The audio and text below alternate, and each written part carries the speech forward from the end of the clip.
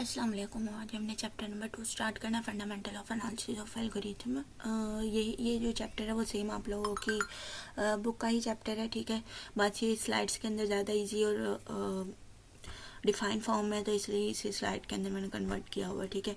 Then start करते हैं। सबसे पहले हमारे पास है इंट्रोडक्शन के अंदर क्या है कि एनालिसिस ऑफ एल्गोरिथम आमतौर पर नैरो टेक्निकल सेंस में यूज़ होता है। इस चीज़ का मैं क्या मतलब है, नैरो टेक्निकल सेंस का क्या मतलब है कि सिर्फ इन्वेस्टिगेशन करने के लिए कि एल्गोरिथम कितना एफिशिएंट है और ये एफिशिएंसी कौन सी चीज़ों से हम लोग पता लगाते हैं। दो चीज़ों से पता लगाते हैं, रनिंग टाइम से एंड मेमोरी स्पेस से।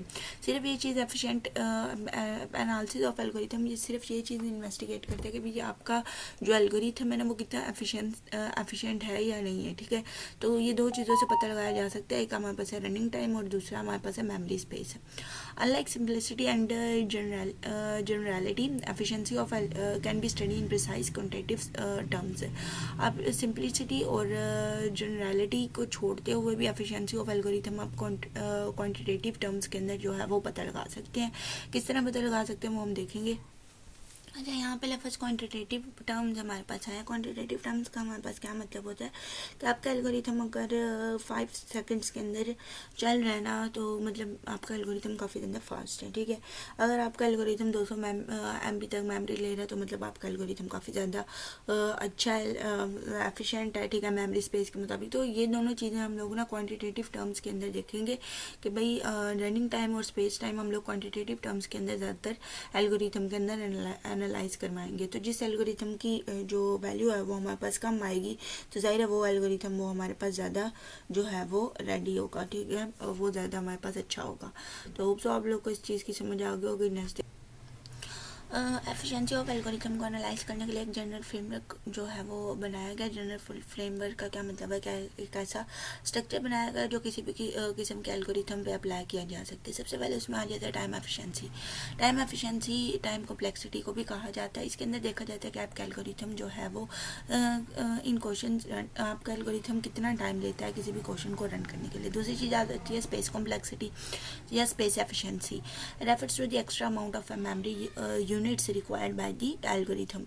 एल्गोरिथम कितनी मेमोरी यूनिट्स जो है वो यूज़ करता है एक चीज़ को कैलकुलेट करने के लिए, कि एक क्वेश्चन को जो है वो सॉल्व आउट करने के लिए, ठीक है। तो देन हमारे पास we primarily concentrate on time efficiency, but the analytical framework introduced here is applicable to analyze space efficiency as well.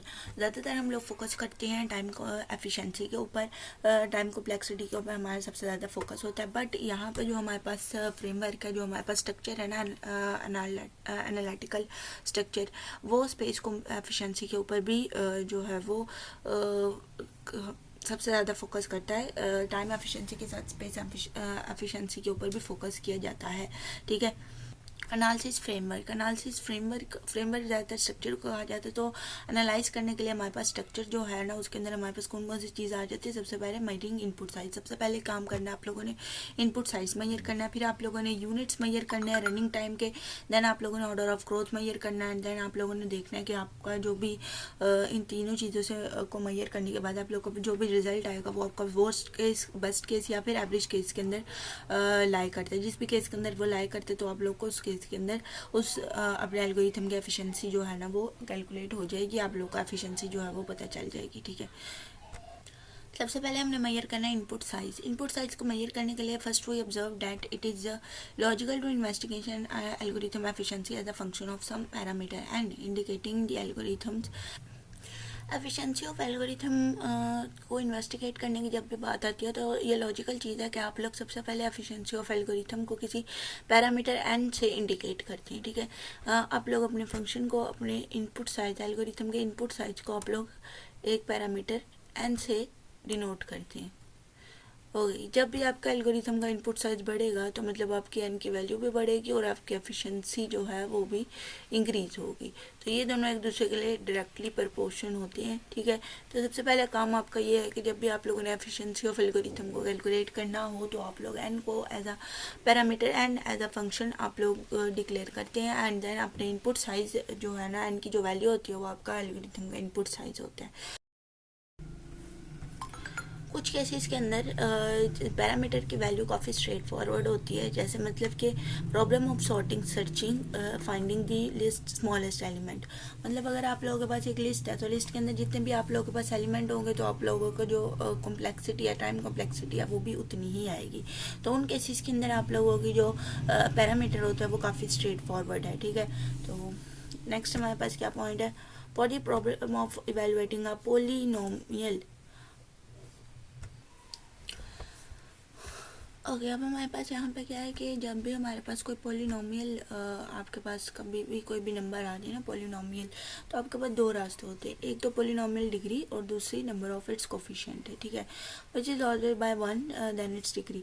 अच्छा, यहाँ पे हमारे पास क्या है कि आप लोगों के पास अगर एक पोलिनोमियल डिग्री आ जाए, फॉर एग्जाम्पल हमारे पास एक पोलिनोमियल एक्सप्रेशन लिखती हूँ यहाँ पर मैं 3x² plus 5x plus 2। Okay, ये हमारे पास एक पोलिनोमियल एक्सप्रेशन है। तो अगर आपके पास एक पोलिनोमियल एक्सप्रेशन आ जाते तो उस केस के अंदर आप लोगों ने दो चीज़ें करनी है। पहले तो आप लोगों ने देखना है कि भाई उसकी दोनों चीज़ों में से आपने करनी है। पहले तो आप लोगों ने देखना है आपने एन की क्यू के वैल्यू सेट करनी है, ठीक है। आपके पास कोई ना कोई एन की वैल्यू आनी चाहिए। तो नंबर ऑफ लिस्ट में तो जो भी आपके पास साइज होता है वो आप एन की वैल्यू रख देते हो, लेकिन पोलिनोमियल एक्सप्रेशन के अंदर एन की वैल्यू आपके पास क्या आएंगी, सबसे पहले आप लोग देखोगे कि भाई डिग्री कौन सी है, या तो आप डिग्री देखो या तो नंबर ऑफ कोफिशिएंट्स देखो। तो पहले आप लोग डिग्री देखें, ठीक है। तो हाईएस्ट डिग्री इसके पास तो 1 है, ठीक है, इसके पास तो बिल्कुल ही नहीं है। तो ये हाईएस्ट डिग्री आपके पास क्या आ रही है पोलिनोमियल की 2। तो आप लोग एन की वैल्यू इज इक्वल टू 2 रख सकते हैं। दूसरी चीज़ आप लोग नंबर ऑफ कोफिशिएंट भी रख सकते हैं। नंबर ऑफ कोफिशिएंट आप लोग किस तरह से रख सकते हैं कि जी आप लोगों ने कोफिशिएंट देखने हैं कि सबसे पहले हमारे पास 3 नंबर है, हमारे पास लाइक 3 है, उसके बाद हमारे पास 5 है, उसके बाद हमारे पास 2 है। तो सबसे हाईएस्ट आप लोगों के पास कौन सा है, 3। तो ये आपके पास n की जो वैल्यू है वो 3 आ सकती है। ओके गर्ल्स, तो यहाँ पे बात आ जाती है कि आप लोग डिग्री लें या फिर आप लोग कोफिशिएंट लें, दोनों में से कौन सी चीज़ लेनी चाहिए। तो इन दोनों में ज़्यादातर कोई भी फ़र्क नहीं है। यहाँ पे एक और चीज़ है कि G which is the largest by 1 then the degree. जब भी आप लोग कोफिशिएंट लेंगे ना तो कोफिशिएंट आपको ऑटोमेटिक डिग्री से 1 नंबर लार्जर ही होगा, ठीक है। तो इस चीज़ के ऊपर आप लोगों को फिक्र करने की ज़रूरत नहीं है। यहाँ पे कहा जा रहा है कि दोनों में स्मॉल डिफरेंस आएगा, लाजमी आएगा, क्योंकि चाहे आप लोग डिग्री लें चाहे आप लोग कोफिशिएंट लें, दोनों में स्मॉलेस्ट डिफरेंस आएगा। बट वो डिफरेंस एफिशिएंसी ऑफ एल्गोरिथम के ऊपर कोई असर नहीं देगा, कोई भी जो है ना वो मसला नहीं होगा उसके लिए। तो आप लोग डिग्री लें चाहे आप लोग नंबर ऑफ कोफिशिएंट लें, या आप लोग की मर्जी है पोलिनोमियल एक्सप्रेशन के लिए। तो होप सो आप लोग को इसके समझ आ गए होंगे। नेक्स्ट, कभी कभार आप लोग इनपुट साइज जो होता है वो पैरामीटर के लिए, पैरामीटर जो हम लोगों ने n कंसीडर किया उसको चूज़ करना इनपुट साइज के ऊपर असर डाल सकता है, ठीक है, मैटर डाल सकता है, असर डाल सकता है। वो किस केस के अंदर असर डाल सकता है वो अब हम नीचे पढ़ेंगे। One such example is computing the product of 2 and cross and matrices. अगर आप लोगों के पास एक मैट्रिक्स है और आप लोगों ने उसका प्रोडक्ट कैलकुलेट करना है, एंड क्रॉस एंड का मैट्रिक्स है, तो उस केस के अंदर असर डाल सकते हैं। कैसे असर डाल सकते हैं तो देखते हैं वो। अब यहाँ पे दो चीज़ें हैं। अगर आप लोगों के पास क्वेश्चन आए कि आप लोगों ने जी एन क्रॉस एन का मैट्रिक्स जो है वो कैलकुलेट करना है, कंप्यूट करना है, तो आप लोगों के पास दो चीज़ें हैं कि आप लोग एन की वैल्यू कौन सी चूज़ कर सकते हो। दो आप लोगों के पास चॉइसेस हैं, एक तो हो सकता है मैट्रिक्स ऑर्डर एन और दूसरे आपके पास total number of element in N, ठीक है।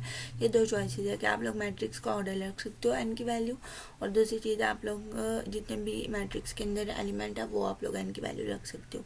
तो दोनों में से जो भी आप लोग चॉइसेस एक्सेप्ट करोगे तो आप लोग का आंसर जो है वो क्वालिटेटिवली, ठीक है, क्वांटिटी उसकी नहीं यहाँ पे कहा गया या नंबर नहीं कहा गया, लेकिन क्वालिटेटिवली आपका डिफरेंट आ सकता है जो दोनों में से जो भी चॉइस आप लोग रखेंगे उसके मुताबिक, ठीक है। तो इन केस ऑफ मैट्रिक्स आप लोग का इनपुट साइज जो है वो आप लोग क्या चूज़ करते हो, आप लोग पैरामीटर का क्या चूज़ करते हो, तो वो आप लोग का मैटर करता है, ठीक है।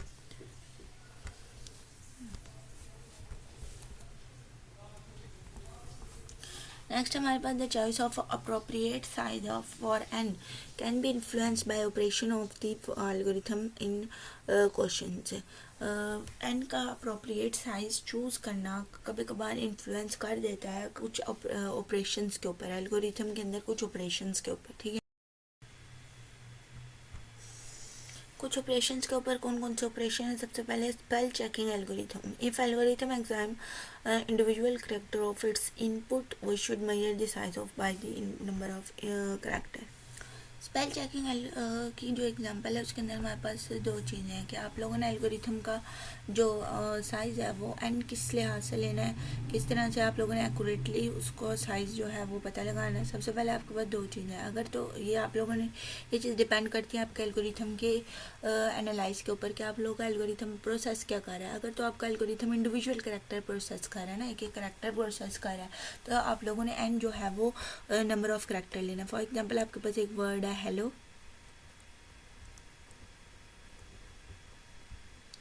अब आप इनपुट साइज एंड क्या लोगे, वो आप लोग नंबर ऑफ करेक्टर्स लोगे, ठीक है, इंडिविजुअल करेक्टर। तो आप लोगों के पास इनपुट साइज एंड क्या आ जाएगा, इज इक्वल टू 5, ठीक है। इंडिविजुअल करेक्टर जब अगर आप लोग एल्गोरिथम में एनालाइज कर रहे हैं तो आप लोगों ने एन की वैल्यू भी वही लेनी है। अगर आप लोगों का एल्गोरिथम जो है वो वर्ड्स को प्रोसेस करे तो एन की वैल्यू भी आपके पास वही आएगी। वर्ड हमारे पास क्या है, हेलो,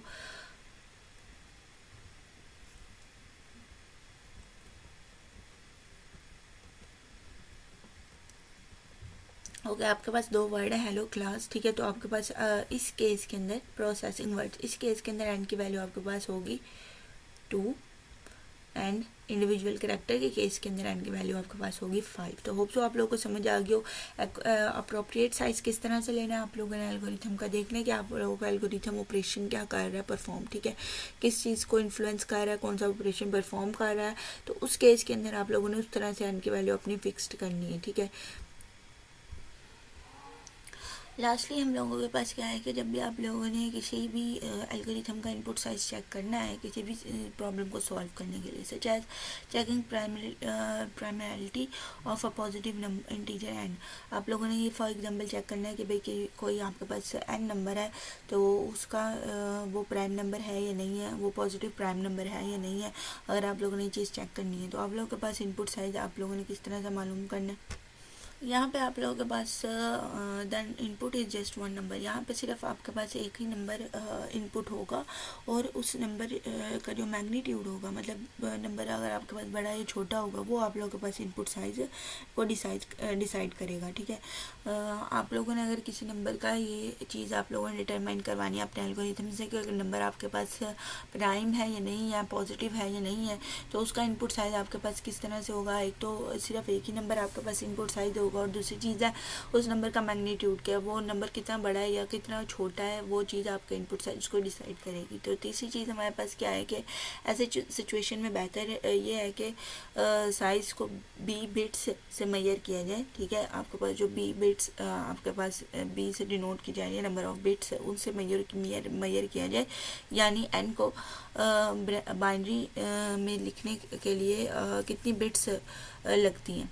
तो इस चीज़ से आप लोग जो है ना वो मेजर कर सकते हैं अपने इनपुट साइज़ को, कि ऐसे सिचुएशन के अंदर जहाँ पे आप लोगों के पास नंबर्स का मैग्नीट्यूड आ जाता है तो आप लोग नंबर ऑफ बाइट्स की तरह से अपने एन के बाइनरी नंबर को आप लोग मेजर कर सकते हो। मतलब अगर आप लोगों के पास फॉर एग्जांपल सबसे पहले आपके पास 1 आता है तो 1 का आप लोगों ने बाइनरी नंबर निकालना है, 1 का आप लोगों ने बाइनरी नंबर निकालना है। देन आपने देखना है कि वो बाइनरी नंबर कितनी नंबर ऑफ बाइट्स ले रहा है, ठीक है। तो अगर वो ज़्यादा नंबर ऑफ बाइट्स ले रहा है तो आपको लोगों का जो इनपुट साइज है वो वो ही हो जाएगा, ठीक है, 1 ही हो जाएगा।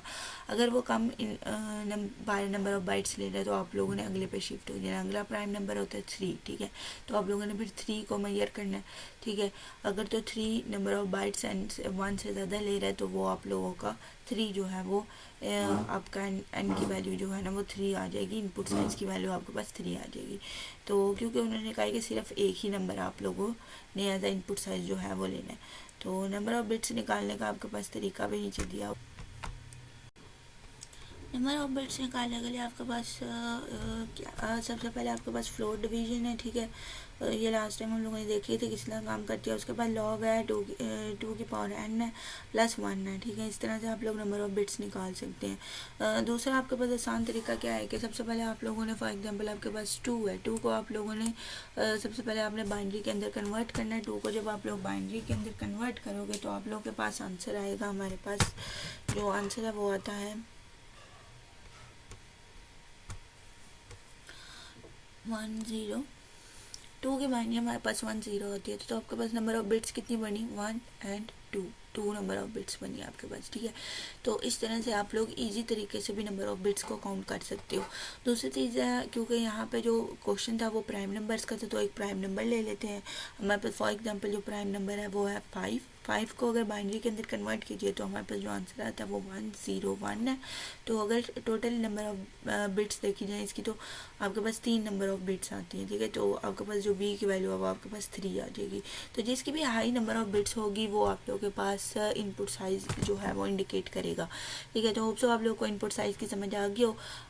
अल्लाह हाफिज़।